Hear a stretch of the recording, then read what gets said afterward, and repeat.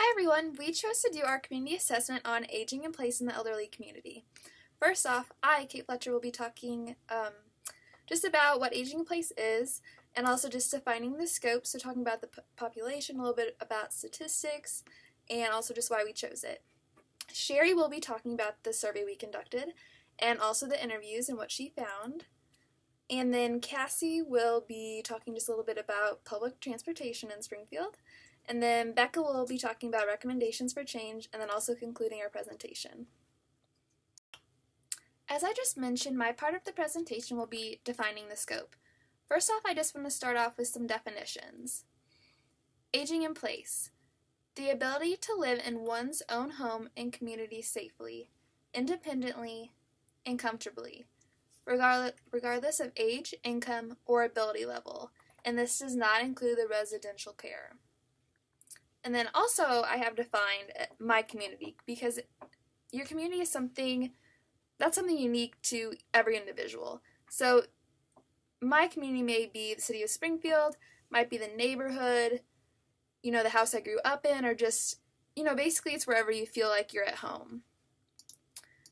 Just a little bit more about aging in place. Just like I had mentioned, the place is not just a physical dwelling or location. It has to do with the elderly's social life and also their contact with family and friends, because of course that's very important to them. The place is also about just where they feel like they belong and where the best place is for their psychological and emotional well-being. I also have the elderly population, just those that are involved with aging in place really have a need to maintain that social identity, because a big thing to them is, they don't want things to change like as much as possible, because they want that independence. They want to, keep their life going as usual. So no matter if they have a chronic illness or disability, they want to keep that identity. They want to stay in their home. Aging in place requires them to overcome different needs and conditions independently for the most part, which just means, obviously as we all get older, we do have to deal with different things, but, aging in place just, again, aging in place just requires them to be more independent. Okay, and then, of course, this is an important thing just about why we chose this topic. So why is aging in place important? Research has shown that the elderly people do not want to be relocated and would prefer to live in their own home. The elderly want to keep their independence and be around family and friends, which I can't blame them. Their health, financial stability, and overall quality of life can be negatively impacted by removing the elderly from their homes. So of course that's something we don't want. So just that's another reason why we really wanted to research this, find out more about it, see what issues there were and what could be worked on. Next, I am going to show just a little clip I found that I think would be really useful. Mizzou researchers they found a new aging in place model, and they are using this model at a place called the Tiger Place, and which is just an independent living home, and I think they have just some really good advice on future models that could work for other people. So here it is. To the right. 75 million aging American baby boomers will soon face decisions about where and how to live as they age. University of Missouri researchers have found that a new model for long-term care, called Aging in Place, is less expensive and provides better health outcomes compared to assisted living and nursing homes. We found that depression was less. We found that skin conditions were better. We found that other mental health problems were better, and weight loss was better. Those clinical outcomes compared to samples of other community-based services and compared to samples in nursing homes. Researchers use their model at Tiger Place, an independent living community that helps senior residents stay healthy and active. Tiger Place provides daily activities such as exercise and dance classes, as well as other events to engage residents and keep the living experience positive. I was going to start calling this place Chicken Place instead of Tiger Place, and since I was a beef producer, I liked a lot of beef, so he finally said, well, we'll have steak night every Thursday. And so it's real popular. We have filet mignon every other Thursday and prime rib on the other nights. Unlike nursing homes, residents receive care and services only when they need them and want them, in the privacy of their own apartments. We do regular assessments for them. We try and be kind of as unobtrusive as possible, encourage daily activities like participation with bingo and tai chi and yoga, getting them involved socially with one another. And we use those interactions to help pick up subtle changes, whether it be with their health conditions or other social changes. Researchers and staff use technology to monitor residents and provide health care when and only when they need it. This helps keep living costs down considerably for residents while providing a positive living environment. Continuing care retirement communities typically are elder housing and assisted living and nursing home, so that people have to move from place to place to place. We'd like for them to think about doing something different and helping people age in place, that it's a cost-effective option that works and it's what the consumers want. In the future, researchers hope to expand the aging in place model to more facilities around the country. For the MU News Bureau, I'm Nathan Hurst.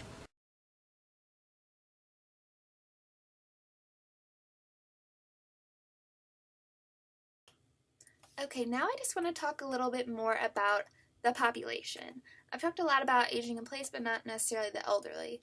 So why this is important to us is the elderly population accounts for 880 million people of the world's 7 billion overall population. In 2010, Springfield's population was 165,378. And I found the statistics saying that there was 14.5 of that population was the elderly, so that's approximately 23,979 people. Also, it is estimated that the elderly population will be more than 2 billion in the year 2050, which is a lot. And it's also, of course, expected to be increasing to be mostly just those age 80 and older. In 2015, it was recorded that the life expectancy in 2012 was on average 72.7 years for women and 68.1 years for men. Also, the number of people living to be 100 is predicted to go from 343,000 in 2012 to 3.2 million in 2050. So obviously you can see how aging in place is already impacting us now and is going to continue impacting us in the future as obviously the amount of elderly population grows. So next I have, why is aging in place an issue? Obviously just from the statistics before, you can see that elderly people are living longer and they're becoming a larger part of the population as a whole, and also just with that increasing, some of the care facilities aren't able to keep up just because now there's so much demand for these things. Also, I'd like to talk about why aging in place is possible. That's why we're here. That's why we're researching this. We would just, believe that this is a really great thing for the community. So it's possible because physical disabilities are becoming later in life issues than they used to be, which is a great thing, and also just more, obviously over the years, thankfully, we've advanced in medical care and treatments, so more is made available and more has developed.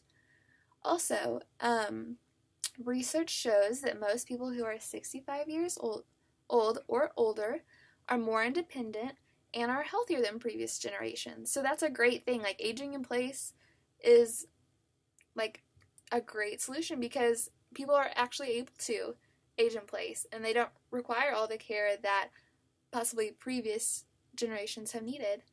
Also, one of the most important things is it's very cost effective, so good for everybody. Next, I want to show you this video I found on aging in place.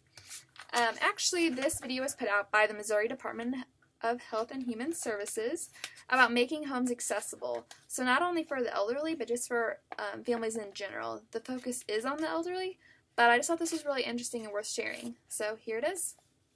Here it is.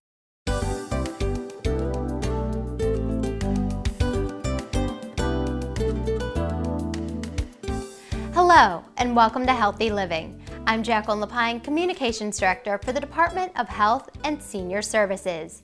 We are seeing a growing trend across the country of people aging in place, staying in their communities and their homes longer. A healthy home that functions well and keeps you active will improve your quality of life and that of your loved ones.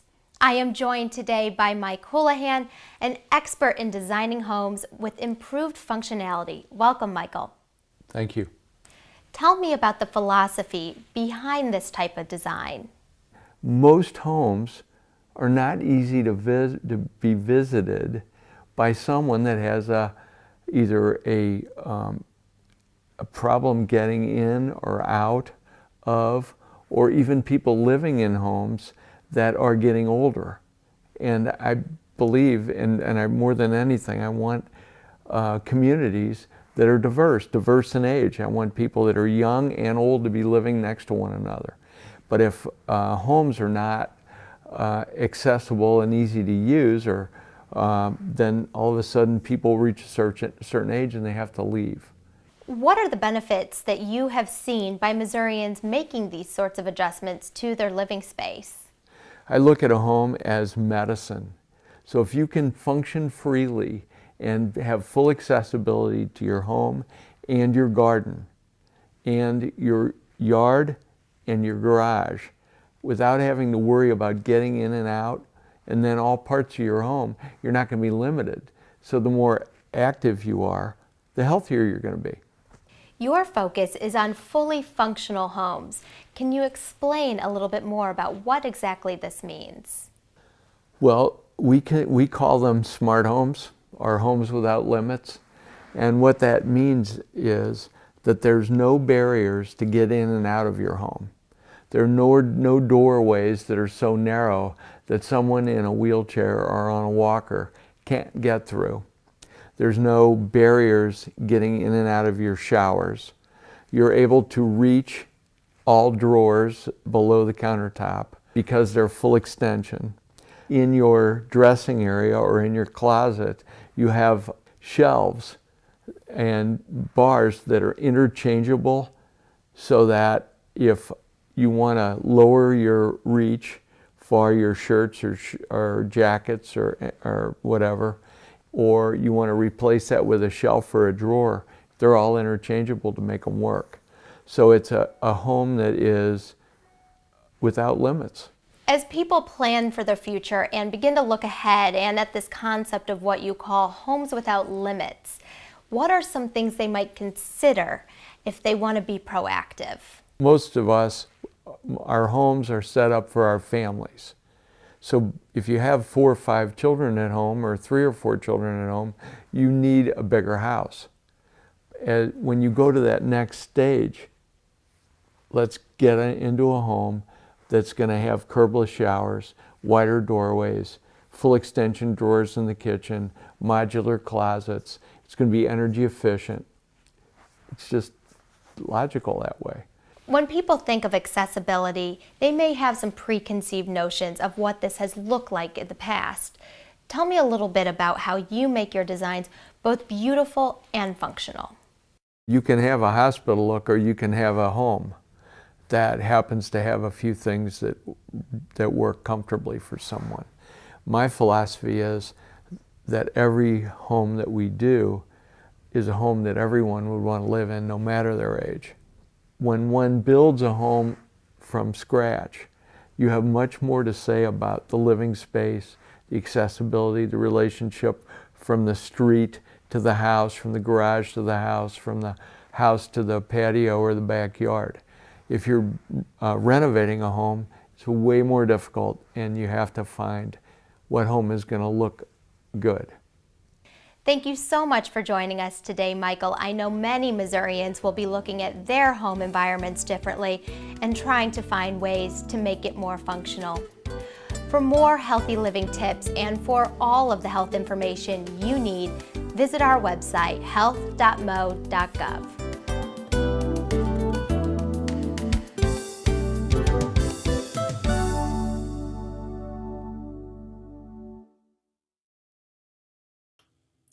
Okay, next I would like to go ahead and introduce our survey that we conducted. So we chose to do a survey for this project just because we thought we could get maybe best information. We were hoping to get a lot of feedback and know specifically just some things about Springfield, because we could find a lot of things, nationally, but for Springfield we really wanted to know more.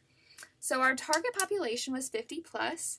Usually the elderly population is seen as 65 plus, but we wanted to kind of see how just people at 50, at that age, you're usually, maybe starting to think about, hey, what's going to happen when I'm older? What's my living situation going to be like? So we thought it'd be interesting to go ahead and interview or to survey people 50 plus. And then our boundary for this survey was, we split it up this way.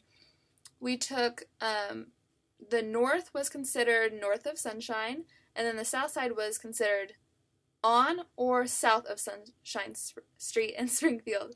Anyways, I will now hand it over to Sherry, who will talk to us more about the survey and just the interviews and what we overall found. Hi, my name's Sherry, and I am going to go over the results we did from our survey, and then after that I will hand you over to Cassie. Okay, now for the survey results. It's not moving it. You'll click over to it.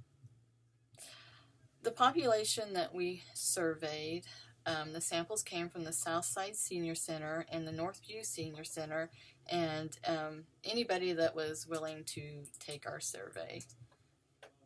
Of the 28 surveys completed, 57%, or 16 of the surveys, were from people who lived on or south of Sunshine Street, and 43%, or 12 of the surveys, were from people who live north of Sunshine Street. I'm going to discuss some of the key findings that we found in the surveys that are relevant to how most of the people feel about aging in place in their community. We asked a series of questions, and one of the questions was, how important is it for you to remain in your community as you age? And as you can see from the PowerPoint, that participants on both the north side and the south side, the majority of them said it was very important to remain in their community as they aged in place. Extremely important, again, the north and south side participants came in at 25% each, that it was extremely important for them to age in place, stay in their community as they aged in place. Another question was, how would you rate aging in place in your community?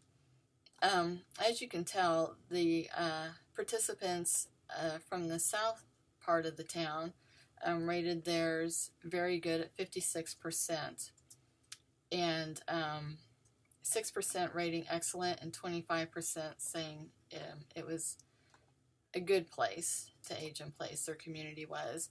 The majority of the north side participants were about 42%, said that they felt that their community was a good place to age in place, with 25% each saying excellent and very good for rating their community aging in place. And then we discussed, does your community have conveniently located? And we chose health services, urgent care, public transportation, grocery stores, pharmacies, and social opportunities.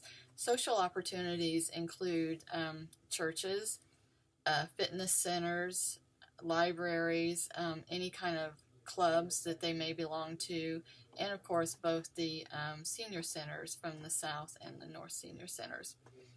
Health services across the board, both the North and South participants felt that they were conveniently located to health services, with the North participants at 83% and the South participants at 75%. Likewise, with urgent care, they felt that they were conveniently located to urgent care in their communities. Public transportation, however, kind of took a hit. The South Side participants, only 25% felt that they were conveniently located to public transportation, and the North Side participants came in at 67% that they felt that they were conveniently located to public transportation. And most of this was mostly around the bus system we have in Springfield. One participant I spoke with said that he lived around Hi everyone, I'm Cassie, and for my part of the presentation, I'm just going to be talking about the public transportation in Springfield. As Sherry said earlier, the main concern that the elderly population had was that the lack of public transportation, or that the transportation was just a huge issue for them. And so I'm going to be presenting some maps and kind of talking about why this is such a big issue. A little bit farther to go to the grocery store, so they kind of really rethink, that I just need to run to the store for this, or need to run to the store for that. Pharmacies rated really well on being conveniently located in both the North and South participants. A lot of that may be due to there's a lot of pharmacies in the Walmarts and the Walgreens and grocery stores as with standalone pharmacies. Social opportunities, they felt like they were conveniently located. Both the North participants and South participants were conveniently located to their social opportunities. Again, a lot of that being with the South Senior Centers and North Senior Centers. Then we asked if how they felt about being in their community and about being safe in their community. The majority of the participants on both the North and South side said that they did feel safe in their community. One of the South participants that I spoke with that filled out the survey lives in a very nice neighborhood area in the south part of town, has lived there for many, many years, and said that he did feel safe living in that community until the day that he walked outside and there was a car parked in his driveway with a rather suspicious looking person in it. So he went back in his house, got his conceal and carry, came back out and asked the person what they were in his driveway for. And it happened to be an undercover police officer.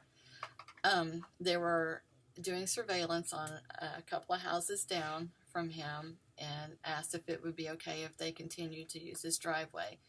He said yes, and the next morning he came out and there were a lot of police around the house that they were watching. And he said ever since then he doesn't really feel as safe in his community as he used to, but he still plans on staying where they're at to age in place. So there were a few that said that they didn't feel safe in their community, but overall the North and South Side participants do feel safe in their community. Then we asked the participants if they felt they could age in place in the current home they're in regarding safe entry and exit to and from the home.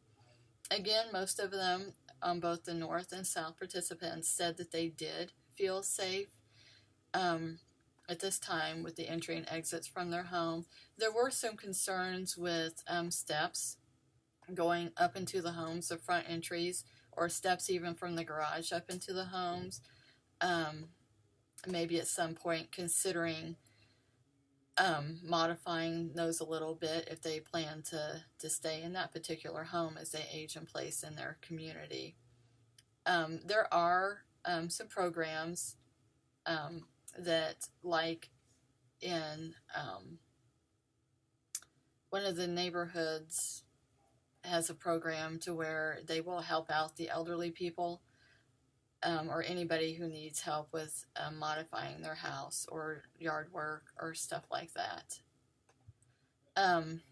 Then we asked them if they could feel like they could age in place in their current home regarding the ability to access and use each room of their home safely. Again, overwhelmingly, both the North and South participants did say that they feel like they could age in place in their home. And this started a lot of discussion on how they might need to modify their homes in order to do that. And some of the things that were reported were that they would need to build ramps up to the steps to get into the home, or widen doorways. A lot of the homes they have lived in for many years, and the older homes tend to have narrow doorways going into the bathroom, so modifying the doorways and making it wheelchair accessible, adding handrails and stuff, grab bars in the bathrooms, switching over doorknobs from just the doorknob type to the lever type. And even some of them felt like they would invest in some sort of security systems too. So all they had their say, and what we found out really was everything was kind of tied to transportation. A lot of participants were very nervous about and concerned about what will happen when they're not able to drive anymore. And that's the things that they were concerned about are medical care. How are they going to get to their doctor's appointments, and how are they going to get to their therapy appointments, or even to urgent care? Places to socialize, like the senior center and both senior centers and churches and any place else that they go to socialize, and grocery stores. One lady discussed, even though some grocery stores do deliver groceries for a minimal cost, she said she felt like that would isolate her even more if she couldn't go out and get her groceries and be out in her community. So her concern was getting to the grocery stores. And a lot of the transportation issues, like I said, surrounded around the bus, taking the bus. There were very few that were even adverse to taking the bus. Everybody seemed to be open to taking the bus if it was feasible for them to do that. So I ran a little bus route from the city utilities that runs a busing system. I got on their website and just ran the route, planned the route from South Senior Center that's on South Fremont up to East Talmadge Street, where the Northview Senior Center is. And as you can tell, it's going to take 49 minutes to get there, and they will have to transfer at the main transfer station. The Southside Senior Center does have a bus stop out front, but apparently that's not being utilized by the busing system because it has people who want to go from that location to walk over to National Street to pick up the bus. And I did run this on a weekday because the bus routes are different on weekends. However, the City Transit, they do provide a guide for seniors to figure out the busing system and to ask questions. They even have a reduced rate for the seniors to make it a little bit easier on their pocketbook. And there are alternate transportation options. Of course, we do have the bus system. We have the Oates bus system. Some of them were concerned that it doesn't run the times they need it to run, and the schedule's a little bit more restrictive with that. Southwest Missouri Office of Aging, they can help with transportation issues. And then agencies like Bright Star Care, they can help with issues regarding transportation.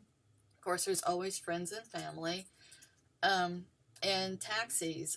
One lady I talked to had a friend that had recently sold her car because she wasn't able to drive anymore, and she sold her car, and she's using that money specifically to get around using a taxi because that is what she prefers. So now I'm going to kind of hand this over to Cassie, and she will talk more with you about the transportation and what things look like getting around in our Springfield community for those who are planning to age in place.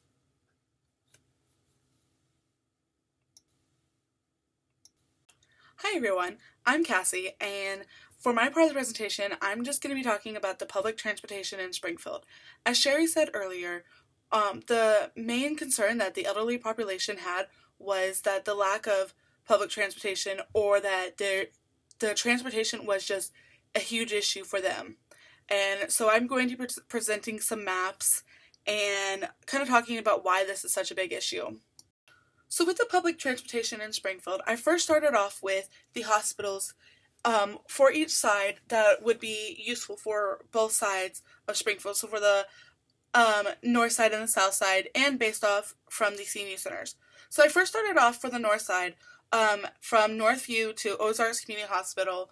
It actually was a 14-minute walk just to get to the first bus stop, and then it's a 3-minute drive to get to the Ozarks Community Hospital, which for the elderly, that might actually be more of a walk, because this is just based off of Google Maps and their estimations. It may even be farther than that. And what happens for when they are in the cold, or, these are people who can barely walk themselves. But for that one, that was actually the quickest version, but who knows if that actually was the quickest, as it is required more walking than anything. I next focused on Cox North, and while Cox North really isn't a hospital more for patients and stuff, it's more for psychiatric hospital. It does have an ER, and it does have a few medical offices.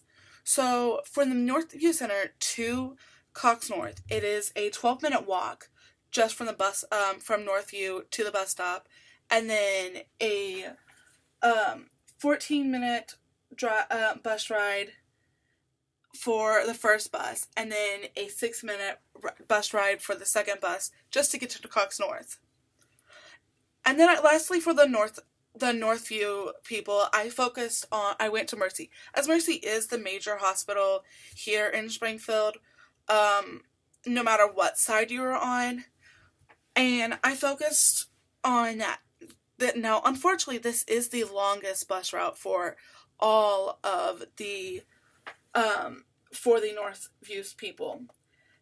Just to get to Mercy, it is a 9-minute walk to the Kearney and Robertson bus stop, with a 40-minute bus ride to transfer for another 44-minute bus ride, and then a 4-minute walk from the last stop. Now, this is a total of about an hour and 19 minutes for these people. Now, yes, the one nice thing about the medical thing is that the medical options is that they do have the option of Oats Bus and the Bright Star transportation, as well as worst case scenario, the emergency for emergencies is ambulances.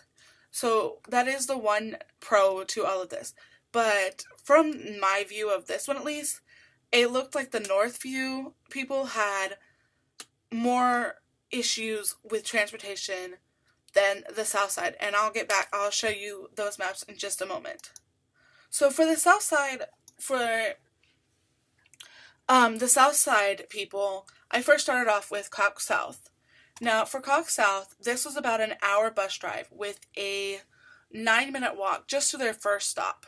Because unfortunately, they do not have a bus stop at the Southside Center either, and it does require them to walk a little bit. And so it's a 9-minute walk to their bus stop, and then they will remain on one bus until they get to the Cox Medical Center, and that's about an hour bus drive. Next, for Mercy, their issue is that it is so close that there is no bus stop or bus transportation whatsoever available to them, but it is only a 10-minute walk. Now, that may not be an actual 10-minute walk for these elderly people, but at least from Google Maps, that's their estimate, is 10 minutes. And this is where, if they were required to go to Mercy for one of their appointments, then this is where Oats Bus and Bright Star would be a huge advantage for them. And lastly, I did the south side to OCH. And while Ozark Community Hospital, while that's not going to be something that many of them will probably use, there's still a chance that they may go to Ozarks Community Hospital, as it is. For the Southside people, while Ozarks Community Hospital isn't a huge option for them, there's still a chance that they will use it, as it is a Medicaid-provided hospital. And for them, it is actually a longer walk than it is a bus ride. And for them, it is a 9-minute walk just to get to their first bus stop, where they would ride their first bus for 12 minutes, and then their second bus for 15 minutes, and then have to walk about 14 minutes just to get to Ozarks Community Hospital. Now, the next thing I focused on was the fitness centers. Fitness is something that was very important to these both of the members at the Southside and Northview senior centers, and I focused on different fitness options for these for the elderly. And for the Northview people, they actually had a really good option. Not only did they have a fitness center in their senior center, they are located right next to the Dwelling Family Center, which offers a Silver Sneakers program Monday through Friday. And then I also did the next Northview fitness areas that I focused on was the Ward Downtown YMCA. This was a 52-minute bus ride for them and a 9-minute walk just to their first bus stop.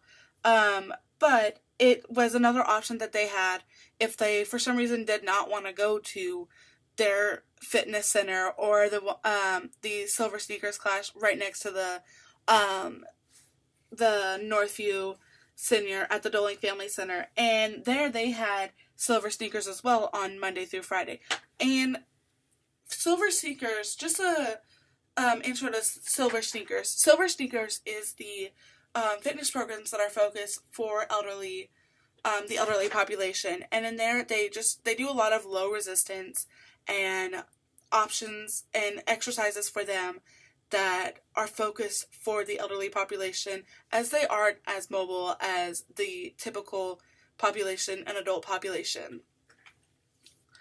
For the South Side, they didn't have as many options right next to them, but they had a more variety for family centers and YMCAs. The first one was the Chesterfield Family Center, which is located off Republic Road. For them, it was a 54-minute bus ride with a 9-minute walk to their bus station, because once again there is not a bus station located right by the senior center. And they also offer the Silver Seekers program Monday through Friday. And then the next one I focused on was the Ward Downtown YMCA as well, for the South Side folks, as they did have that option as well, and it was actually only a 26-minute bus drive with that 9-minute walk from the senior center to the bus stop. And then lastly for them, I focused on the Myers Center, offered by Cox Health. And for that, it was a 12-minute walk to the bus stop at Glenstone and Seminole, and then a 33-minute bus ride to the Cox Health Meyer Center. The unfortunate thing for the South Side folks is that the fitness center that was offered by Mercy off of Walnut Lawn did get closed in March, and that was kind of an unfortunate thing because that also was something that was really close to them and was an option for the Southside folks. The last set of public transportation maps that I focused on was the access to grocery stores and food access in general. Springfield just released their community list and zone blitz, and one of the things that they had found that was a big red area and that they needed to work on was the food access. They recently released a food access heat map that showed that the north side of Springfield did have quite a bit of lack of food access, but there were also several areas on the south side that needed some work on food access. And in this heat map, it shows all the green areas that show grocery stores or places where they can get food, whether it be a food pantry or a church that offers meals, some sort of food. I also have a comparison of the locations of all the grocery stores on both the north side and the south side, and with the north and south cutting off on Sunshine.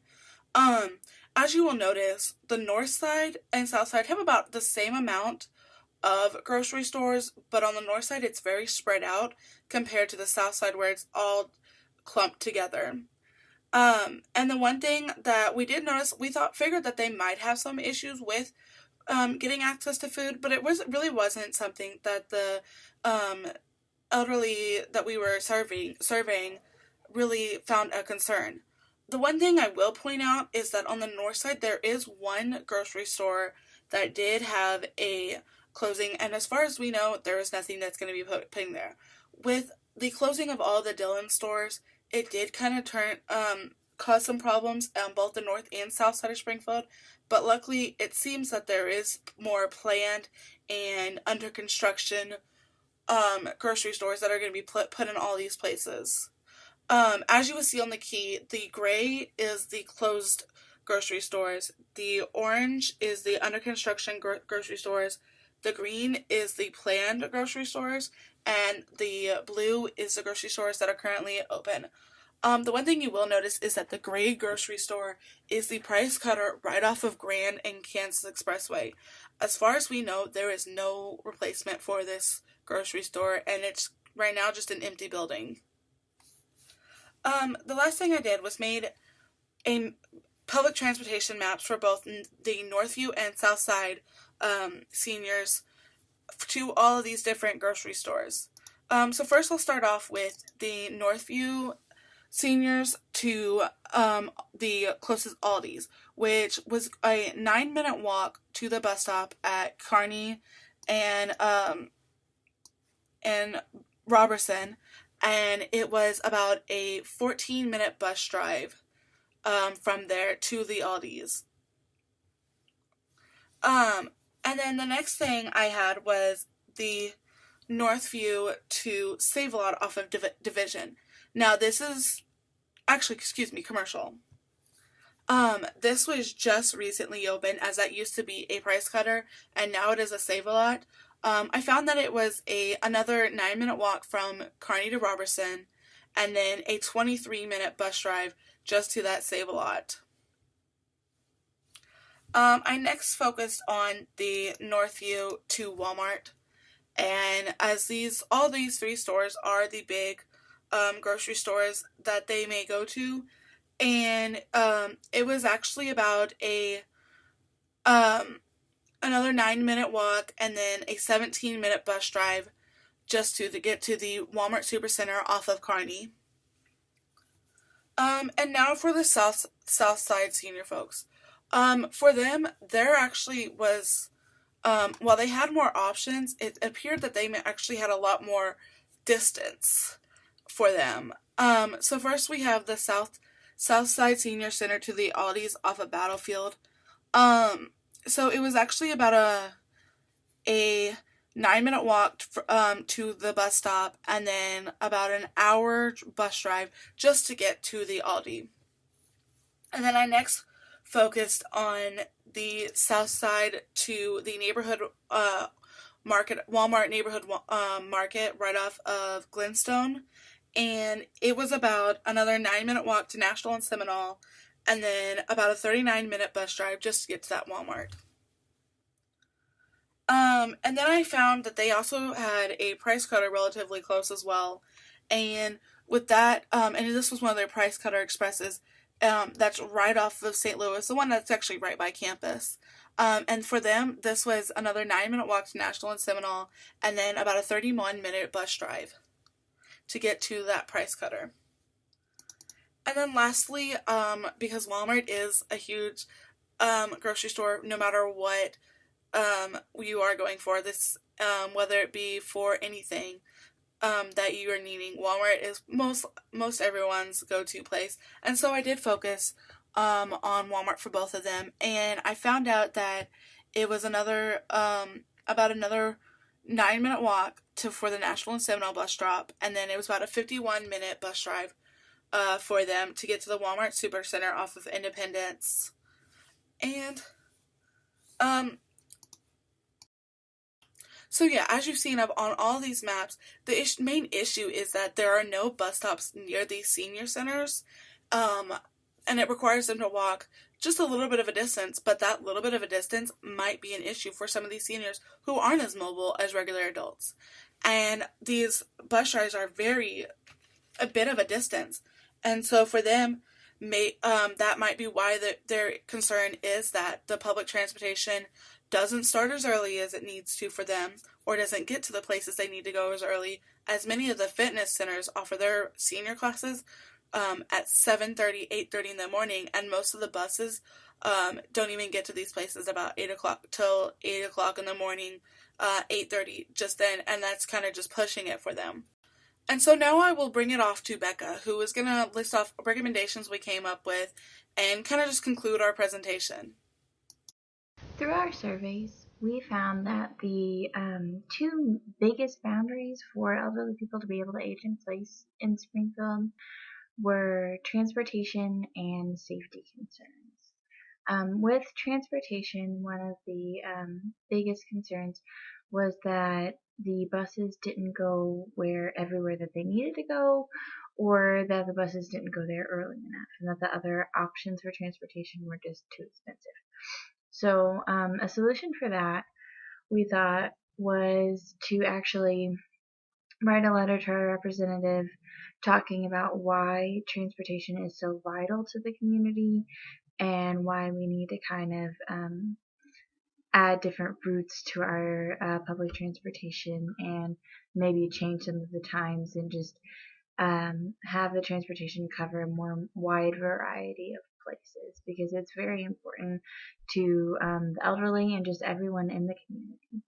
So we really need to work on that in Springfield. The second concern was just not knowing how to use the buses, like which routes to take and when the bus comes by and things like that. And it can be very confusing. I've had to try to use public transportation before, and it's difficult. It's hard to understand. So we were thinking a solution for that would be to have classes at the senior center on how to use public transportation to kind of help them figure out how to do that and where to go and when to go and things like that. And we thought that the senior center would really be the best place to do that, because it would reach a lot of the elderly people in Springfield, and it could be advertised maybe at pharmacies or the grocery store, things like that. So a lot of people would hear about it and be able to go to that.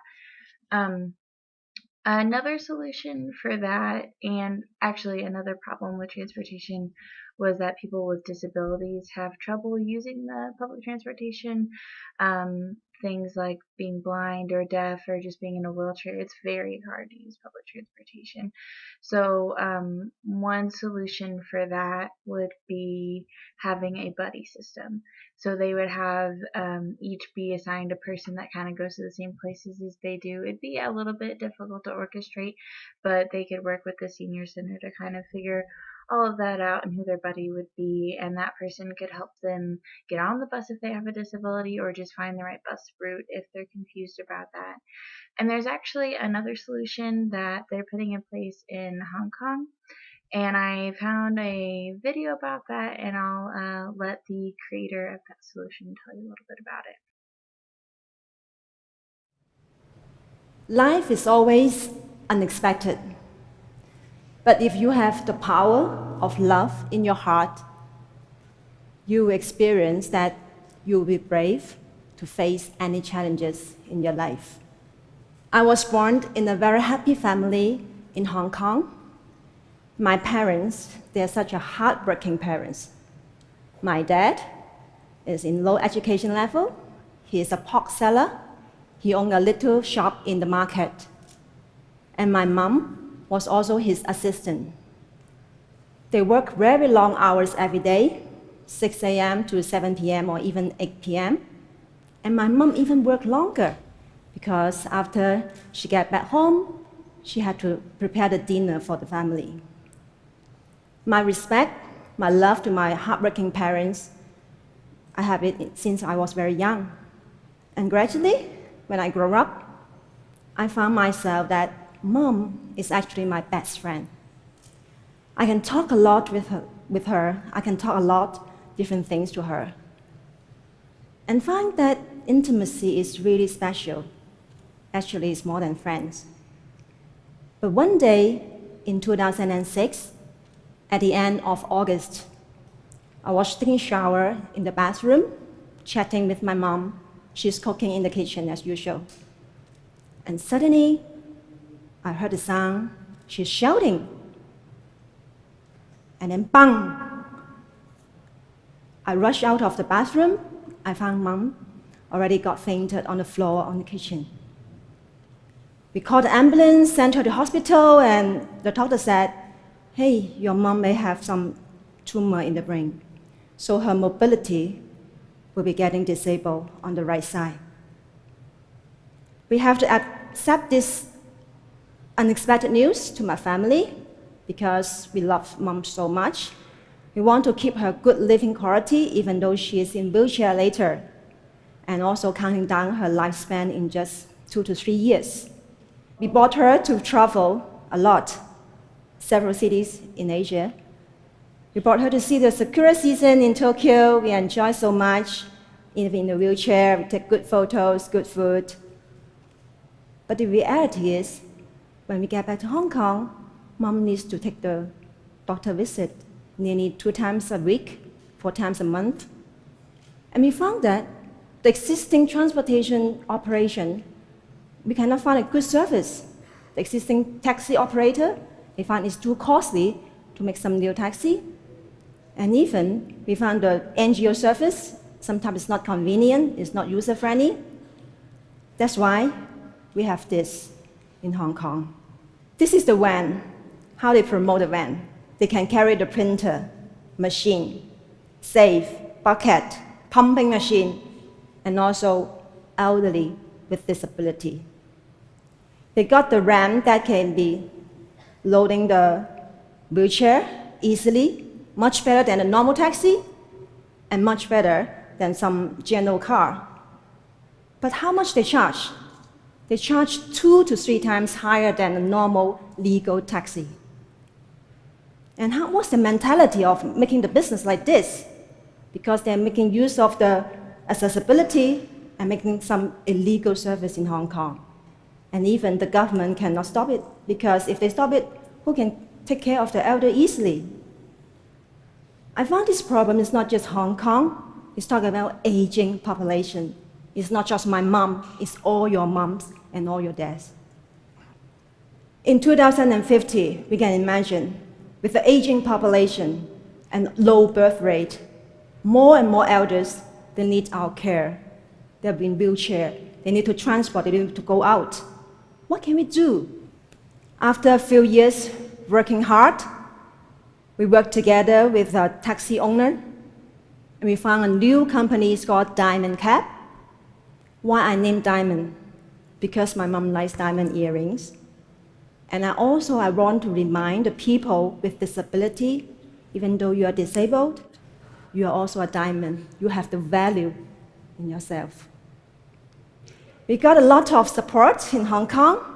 We have different sponsors, different people to support us, different partners. And so far, we have already finished over 70,000 trips in Hong Kong. But the very interesting thing is, we don't need government money. We got impact investment. We got very patient investors and partners to help me to make this happen in Hong Kong, and now become globalized because our brain is so famous now. But not only the vehicle itself.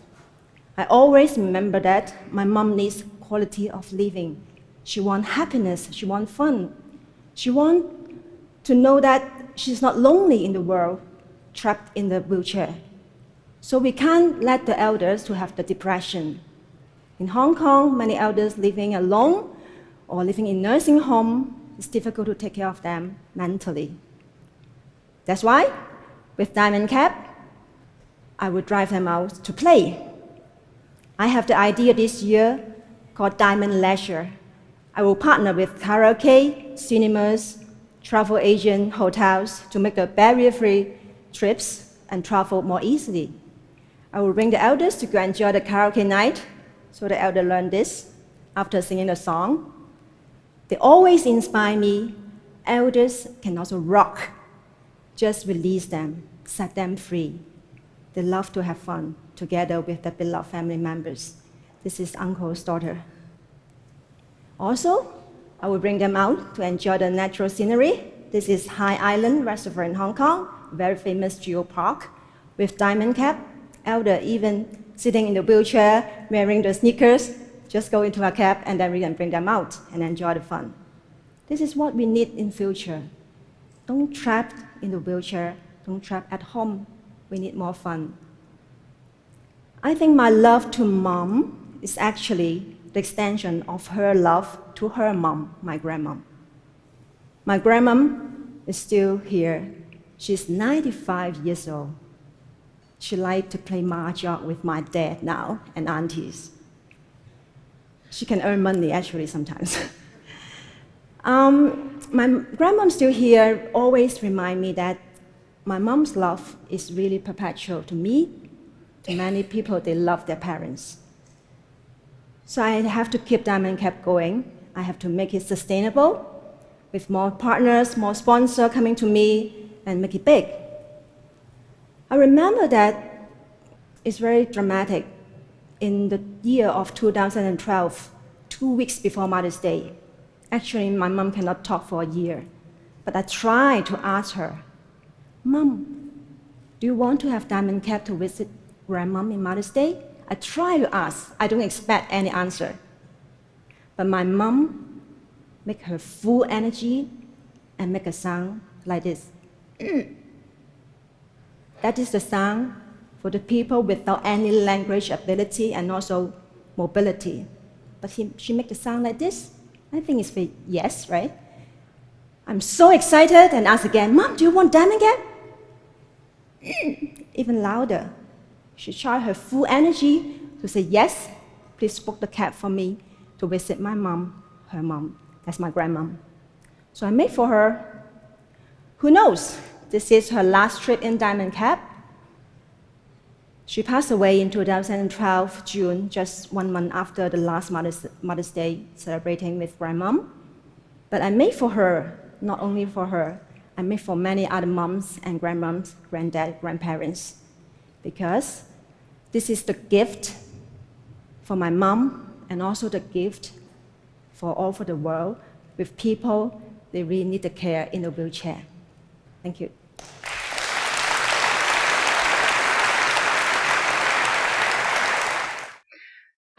So with the safety concerns, it's a concern for a lot of people nowadays. A lot of people don't feel safe in their own neighborhoods, and they just don't really know what to do about it. And for elderly people, it can be a big thing. If they don't feel safe in their home, they're not going to want to live there anymore. So one solution we thought of for that would be to have reverse 911 phone calls, and that is where the police can send out like a big phone call to everyone to let them know about emergencies like weather reports or things like children being missing or some sort of safety concern in the neighborhood, so everyone can know what's going on and be alerted to that, because even with like the siren system, it might not reach every house. Everybody might not hear that. So it'd be good to have the phone calls too.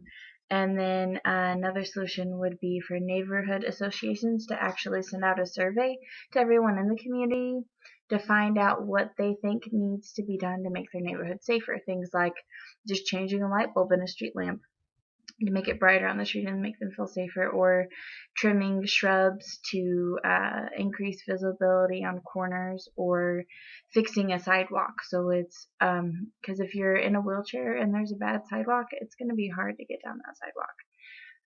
And a third solution is actually a volunteer program called Elder Friends, and people can volunteer to have visits with an elderly person in their home 2 or 3 times a month, and that can really help the person feel more safe in their home. If they have someone, like if they don't have any family, they're not going to feel very safe because they can't call someone when they're concerned about something. But if they have that friend that they can call and have come over and check on them, that's going to make them feel a lot better about living in their home. So through our project, we found that Springfield is fairly set up for elderly people to be able to age in place. There are a couple of main concerns with the transportation and safety, and we thought of a few solutions for those, and the people that we would go to for those solutions would be our local representative or the neighborhood associations. So thank you.